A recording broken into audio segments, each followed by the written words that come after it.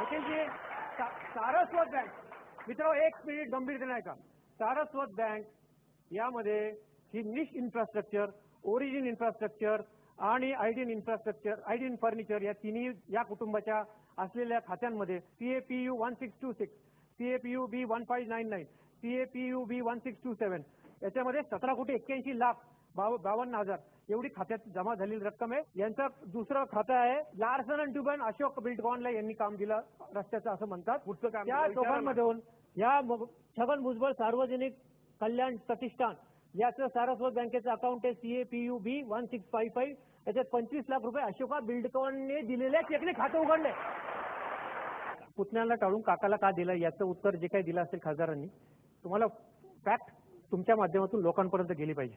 या कुटुंबाच्या अशा 11 कंपन्या आहेत, यांच्यामध्ये ही सगळी मंडळी डायरेक्टर आहेत आणि त्यांचं गेली 5 वर्ष इन्कम टॅक्स रिटर्न भरलेले नाहीत, त्याच्यावर कुठला कर भरलेला नाही, बॅलन्स शीट नाहीत.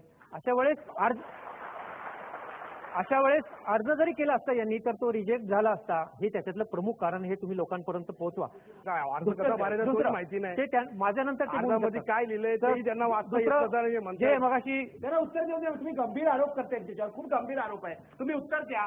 भरलं नसल्यामुळे निवडणूक लढवत नाही. यांच्या एज्युकेशन ट्रस्ट घेतलं का विचारा ना. Education trust, Mumbai education trust मध्ये शुल्क घोटाळा जो झाला, काय शुल्क समिती, शिक्षण शुल्क समिती असे म्हणते, शिक्षण शुल्क समिती असे म्हणते की खाजगी शैक्षणिक संस्था ज्या असतात त्यांनी किती खर्च केलाय त्याची वर्गवारी द्यावी आणि त्यानुसार शिक्षण शुल्क समिती फी ठरवून देते.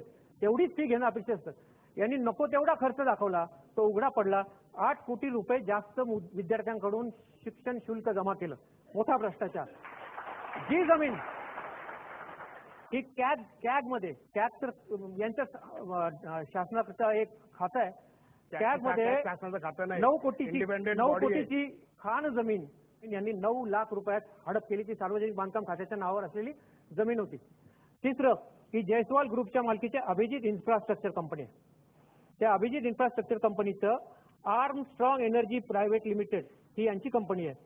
त्यांच्यासाठी ते जे सॅटेलाइट आहे मी तुम्हाला सांगतोय, यांनी आर्मस्ट्रॉंग प्रायव्हेट एनर्जी ही जी काही यांची प्रायव्हेट कंपनी आहे ती गेली 3, 4, 5 वर्ष बंद आहे.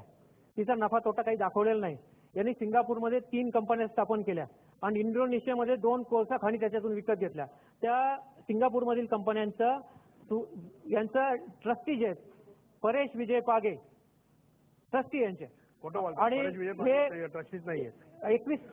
21 कोटी रुपये हस्तांतरित केले.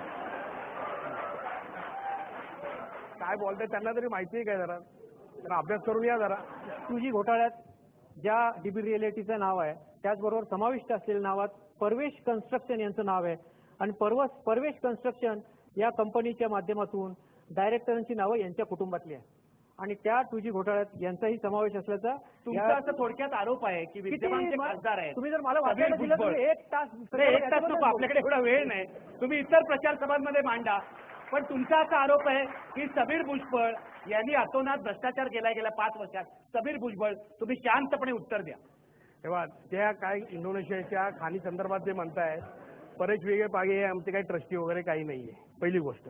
दुसरी गोष्ट, RBIच्या स्पेशल परवानगीने मी ऍप्लिकेशन मूव्ह करून परेश पागे हे यांच्या संचालकाचे सुपुत्र आहेत. ठीक आहे, त्यांना पूर्ण करू द्या ना, पूर्ण करा उत्तर. इंडोनेशियाच्या माइन्सच्या रिलेटेड माझ्याकडे प्रपोजल आलं, तर मला प्रपोजलच्या साठी मी RBI कडून स्पेशल परमिशन घेतली आणि मग घेतल्यानंतर मी जे आहे तिकडे ऍप्लिकेशन मूव्ह करून फंड करून मी माइन एक्विजिशन साठी प्रयत्न सुरू आहे. अजून माझ्या ताब्यात माइन्स आलेल्या नाही, तो एक्विजिशन पूर्ण म्हणजे इंडोनेशियात आणि तुम्ही काढताय हे खरंय.